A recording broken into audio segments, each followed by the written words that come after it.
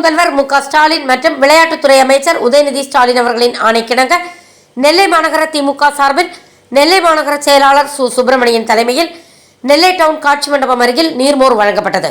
இதில் நெல்லை பகுதி செயலாளர் நமச்சிவாயம் என்ற கோபி, பாளை பகுதி செயலாளர் அண்டன் செல்லத்துறை, மாநகர இளைஞரணி துணை அமைப்பாளர் அலிஃப் மீரான் மற்றும் கழக நிர்வாகிகள் அனைவரும் கலந்து கொண்டனர்.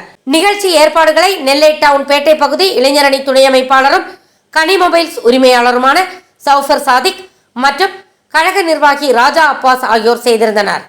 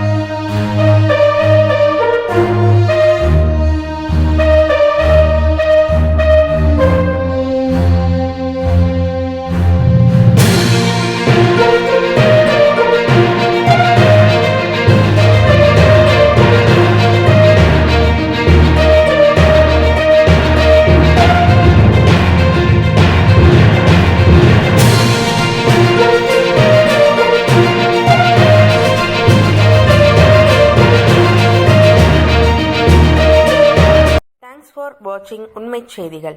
நெல்லை செய்திகளை உடனுக்குடன் தெரிந்து கொள்ள சேனலை சப்ஸ்கிரைப் பண்ணுங்க, லைக் பண்ணுங்க, ஷேர் பண்ணுங்க.